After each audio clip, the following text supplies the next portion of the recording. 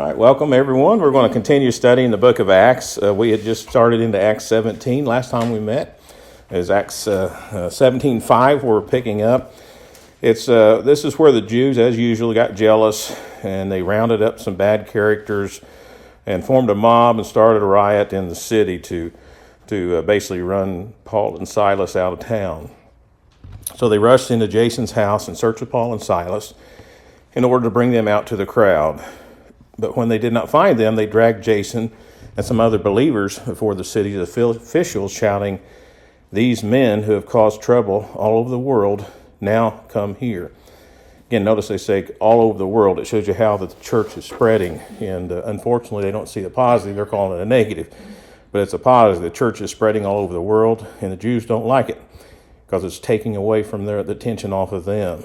And Jason has welcomed them to his house. They're all defying Caesar's decree, saying that there is another king, one called Jesus. And when they heard this, the crowd and the city officials were thrown into turmoil. Then they made Jason and the others post bond and let them go. And as soon as it was night, the believers sent Paul and Silas away to Berea. On arriving there, they went to the Jewish synagogue. And we notice how Paul, as soon as he gets into the city, if it's large enough to have a synagogue, that's the first place he heads in an attempt to win them over to Christ. So they're now in Berea. It's about a 45-minute travel from where they were. And in Berea, they found that they were listening to what they had to say. And not only listening to them, but they were actually going back and making sure what they were saying was true. So we see here that now the Berean Jews were of more noble character than those in the Thessalonica, because that's where they traveled from. For they received the message with great eagerness and examined the scriptures every day to see if what Paul said was true. Why does it mean that they were of more noble character, do you think?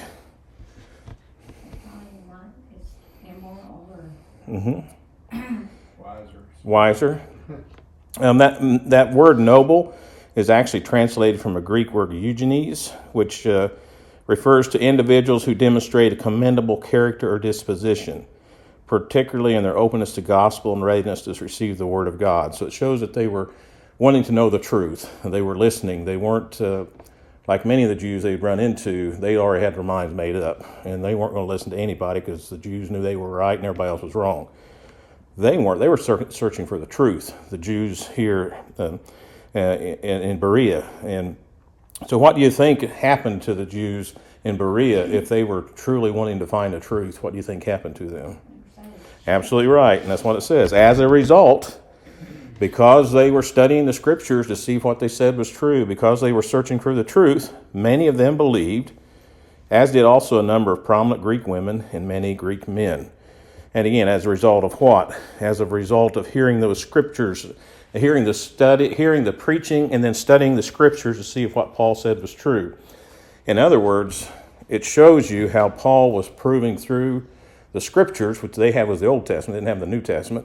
He was proving through the Old Testament that Christ was the Messiah.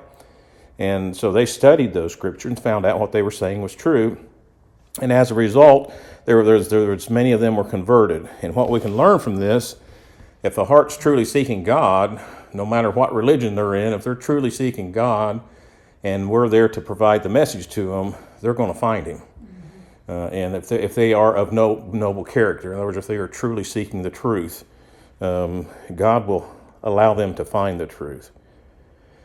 But then, there's always, they had came from Thessalonica, and they were in Berea, and look what happened. But when the Jews in Thessalonica learned that Paul was preaching the word of Berea, some of them went there too, agitating the crowds and stirring them up. So do we see that same thing today? I think we talked a little bit about that before also, where people come from totally different cities just to protest, just to create riots. And we saw that here's what it says in Washington, D.C., they had some riots break out, and when they found it, I forget if it says this or not.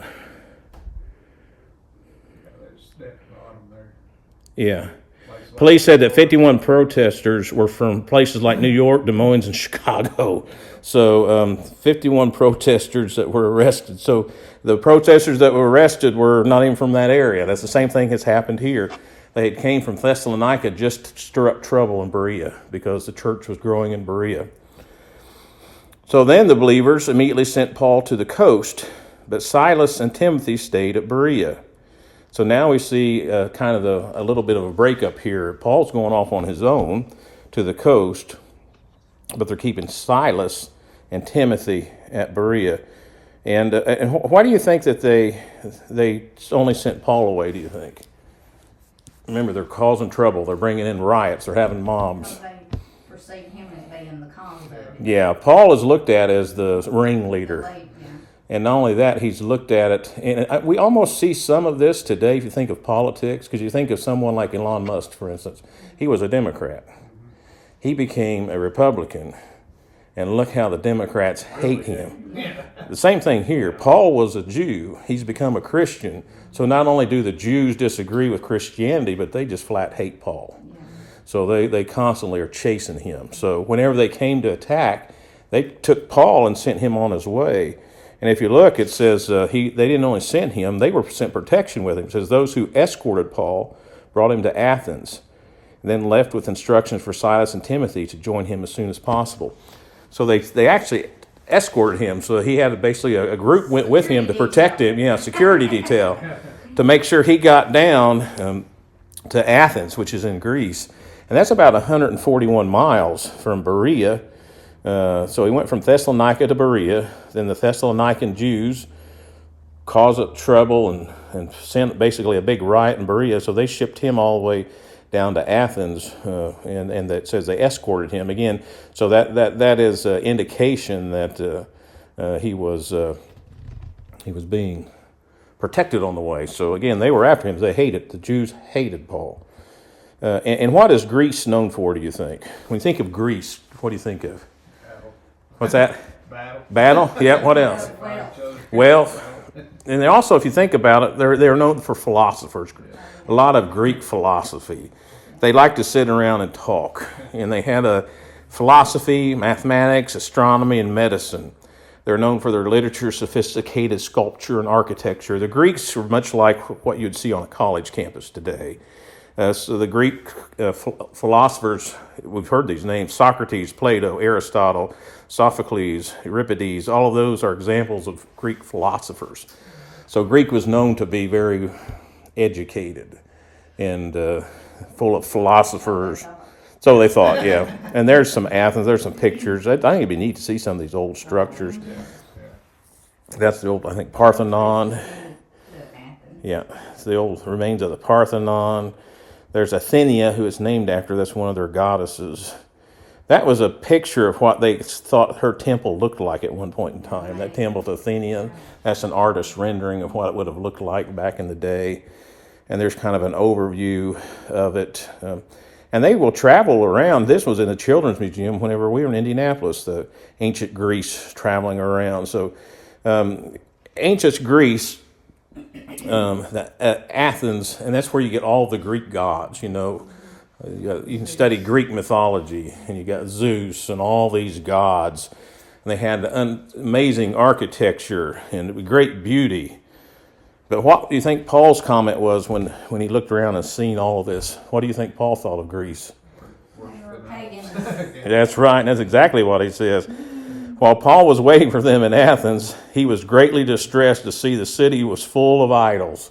And you've seen all those Greek gods and goddesses they have everywhere. Still that way now. That's right.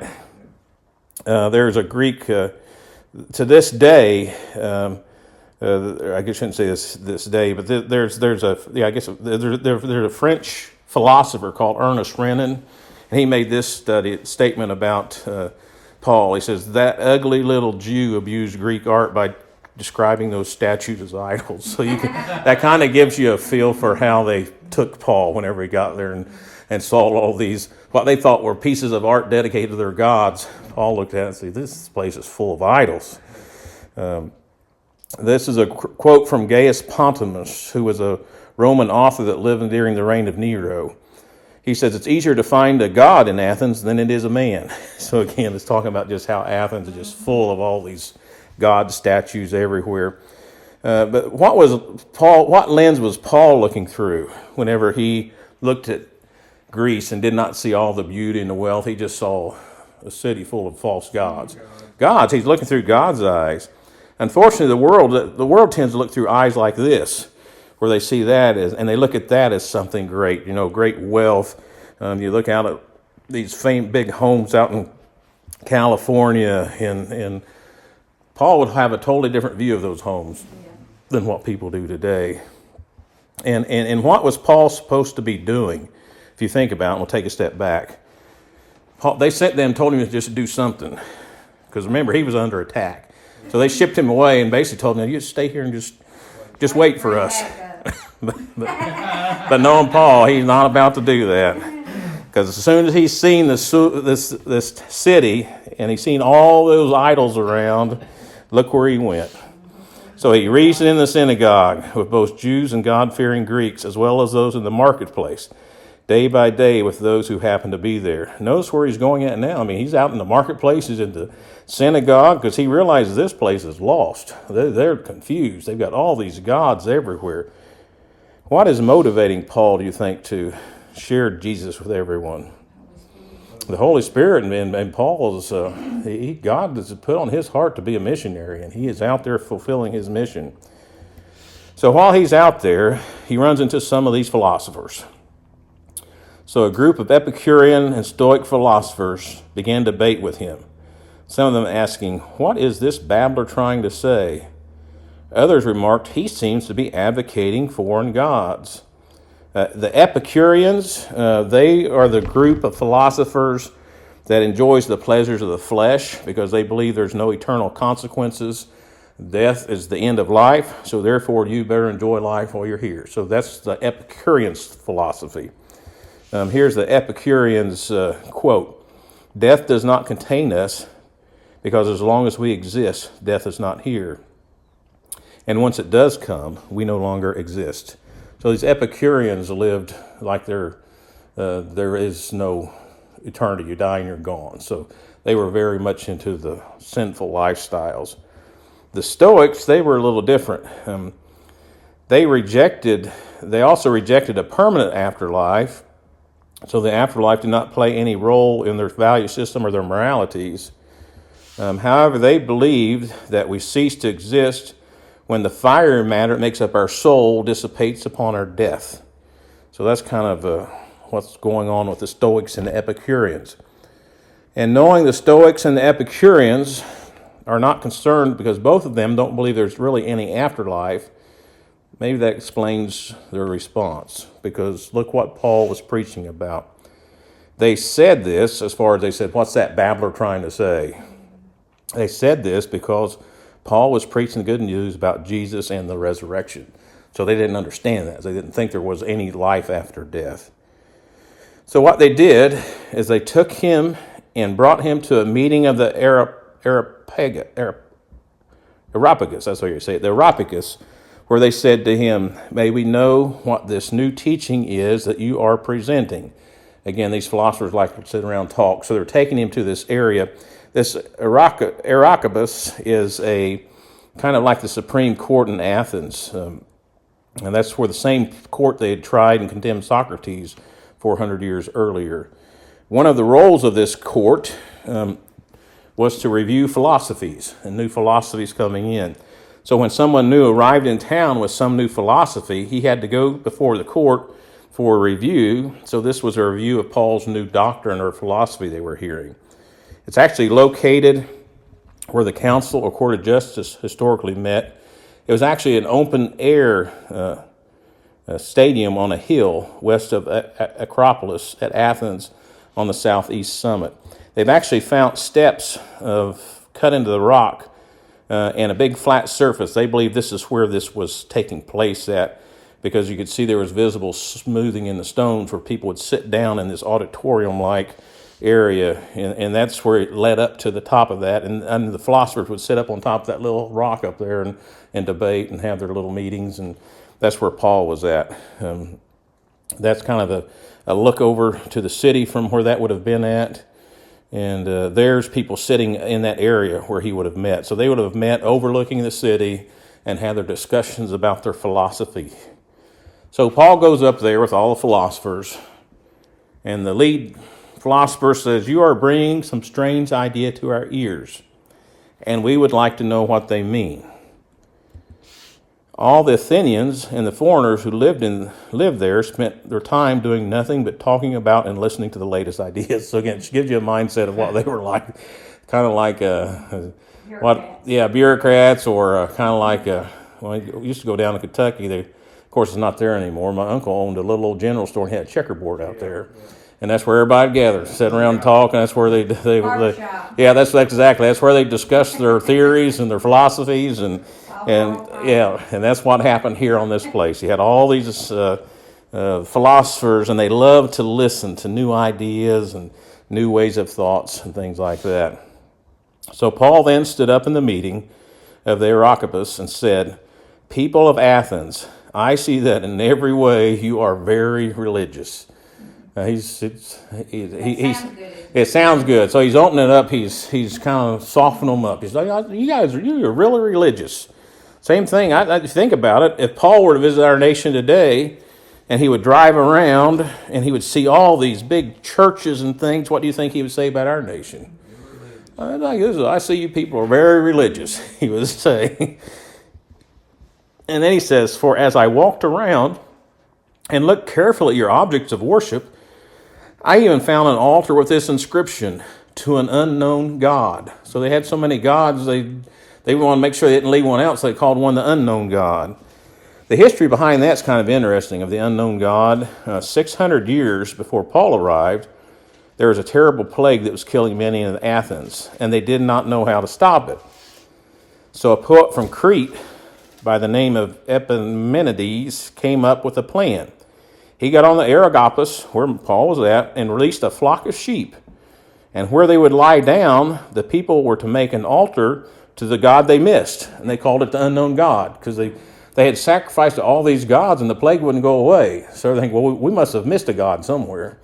So they came up with this plan, and then they would put a statue up to the unknown God. So that way they'd have all their bases covered in case they missed one. Now, what do you think happened? Do you think that worked for them? No, it didn't work. And Paul says, "You are ignorant of the very thing you worship. And this is what I'm going to proclaim to you." So there was one God missing, the unknown God they have. And that's what he's saying there. He says, you're ignorant of this unknown God, but I'm going to tell you which God you're missing.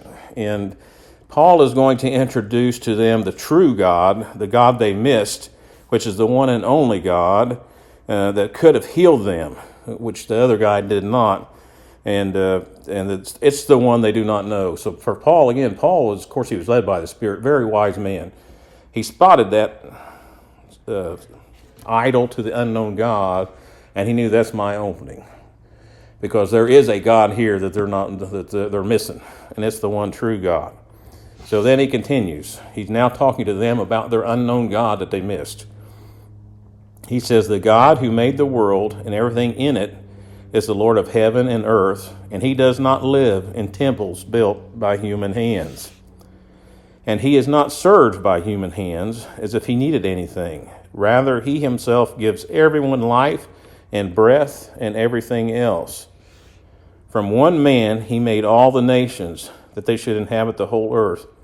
And he marked out their appointed times in history and the boundaries of their lands." What's Paul saying? Does it sound like? What's he saying there? Remember, he's speaking to a bunch of philosophers.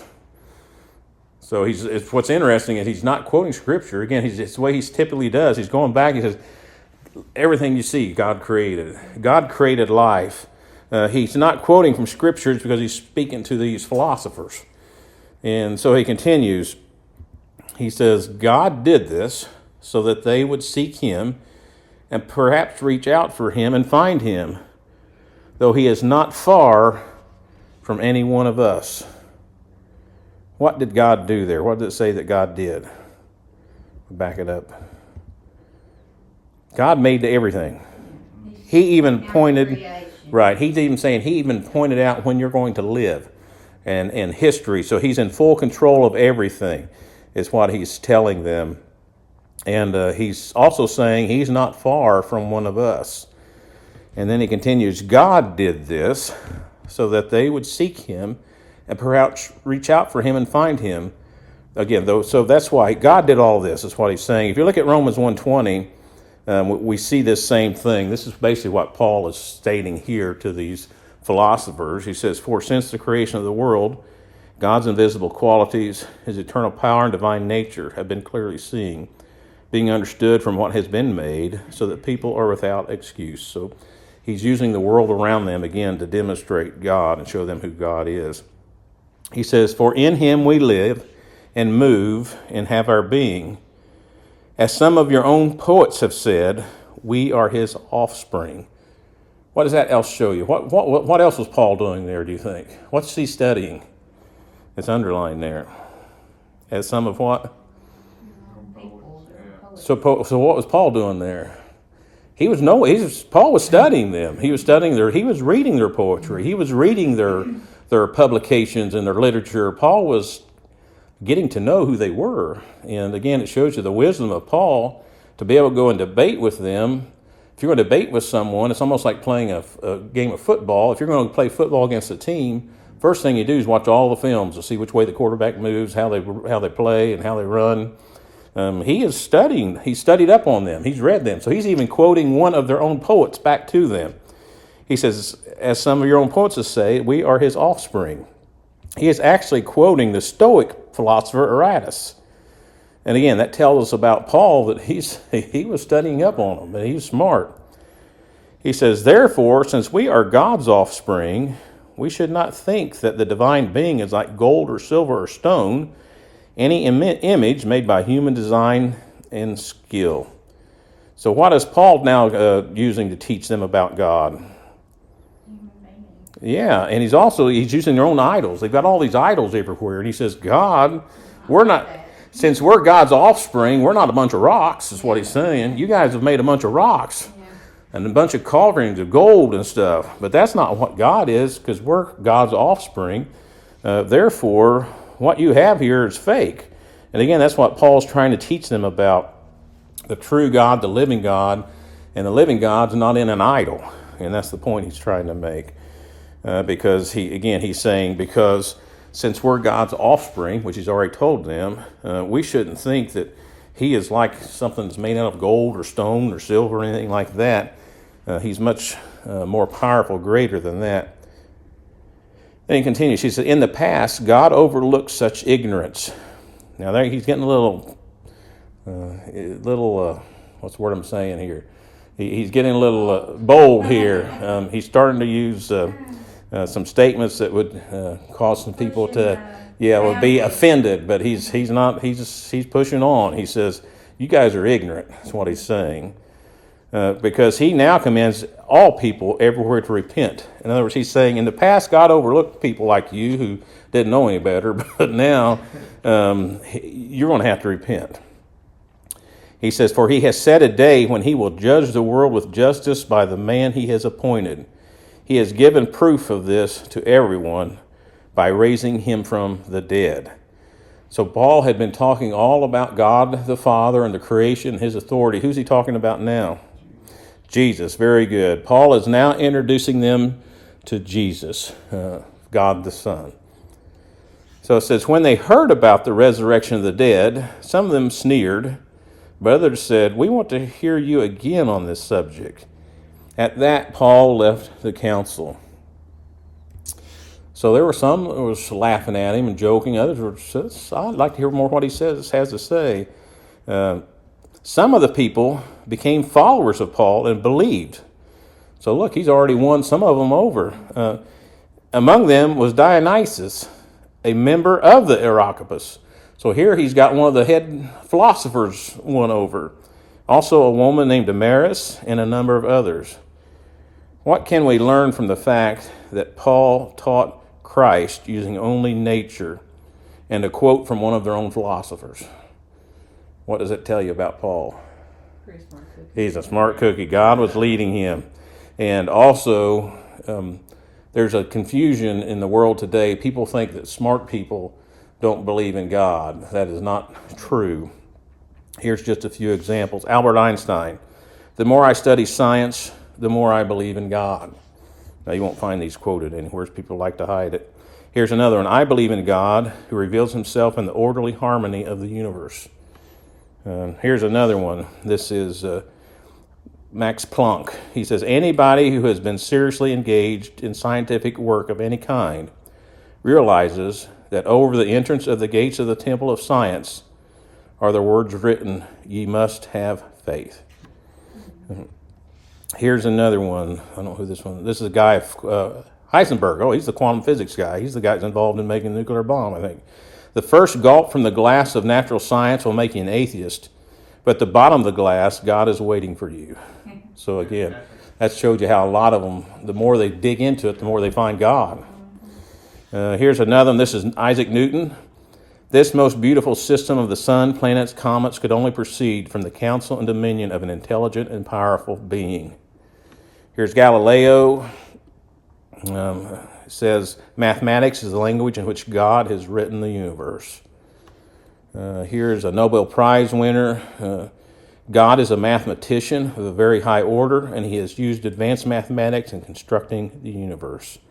So again, these are very intelligent men, leaders in the science field, and the society today wants to think that if you're really smart, you don't believe in God. Well, that's not true. There's a lot of very intelligent people that have found God through their study of science. So anyway, so Paul's in the same situation. He'd been with a lot of philosophers. He's winning some over. So in Athens, Greece, he is converting some. So he's starting a little church there in Athens, and now he's going to go back up to Corinth. So again, he's going back, or he's going over to Corinth. There's a little land bridge there that he goes across. It's about 50 miles due west to Corinth, where he's at now. So he originally was in Berea. They shipped him down to Athens. Now he's going over to Corinth. And again, that's kind of a little land bridge you can get across to get between Athens and to get over to Corinth. And Corinth, again, a very modern place. A lot of money, a lot of wealth, a lot of intelligence. In Corinth, there's some pictures of just remains of some of the buildings in Corinth. There's an artist drawing of what they thought it would look like to come into the city of Corinth whenever it was at its heyday.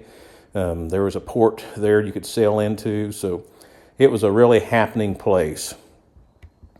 And what has happened to Paul so far on his missionary journey? What typically happens to him? He gets run off everywhere he goes. He gets ran off, he gets stoned, he gets beat up, whatever. So how do you think Paul was feeling?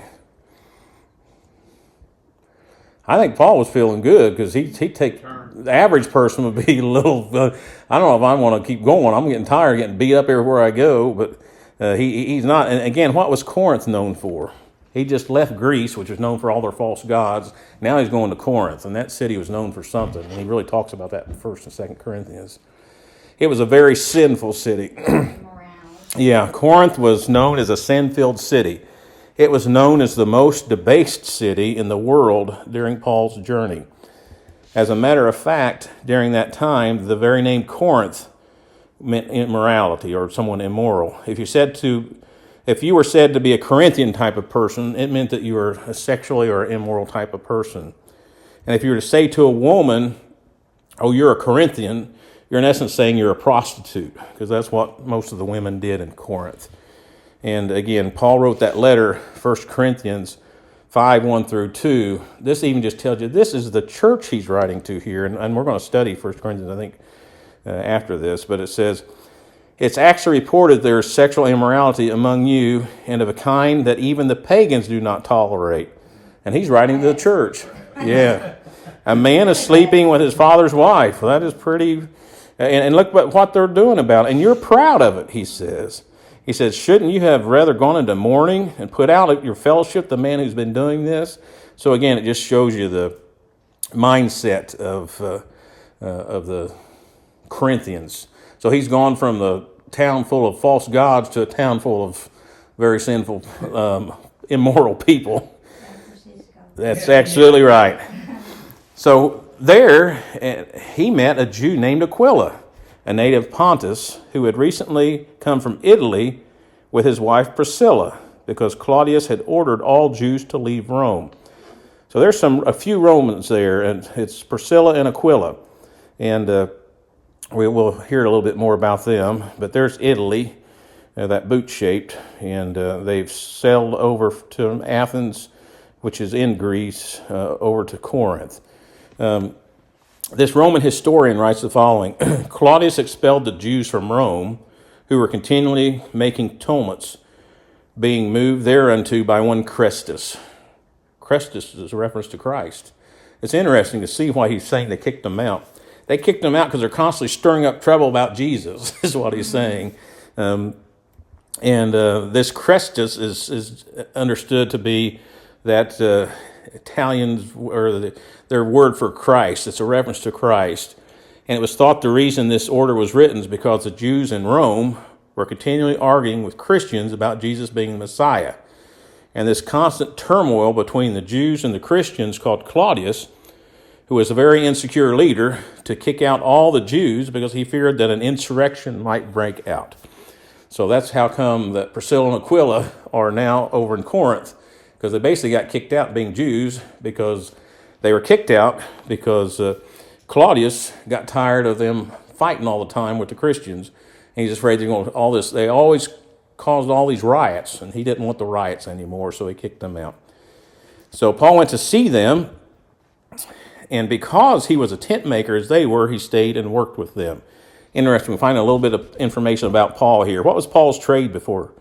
What's it say? I know he was studying in the Jewish to become a leader, but all the Jews had to have a career before they became leaders in the Jewish sect, or what does that tell us Paul did? Yeah, so Paul was a tent maker. So we learned something interesting here. Paul was a tent maker. And just as with Jewish tradition, this is what Jewish tradition says: a father who taught not his son a trade taught him to be a thief. So for Paul to become a leader in the Jew, he had to have a trade.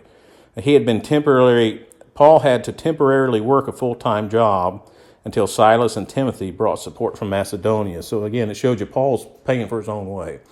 Paul's in this city. He meets up with this couple who happen to be tent makers, and he goes to work for them. So he's making tents with them until we'll see Silas and Timothy arrive a little bit later. We're going to have to stop there because we're out of time, and we'll pick up in Acts 18:4 next, or on Wednesday night. So, Joe, do you want to close us in prayer?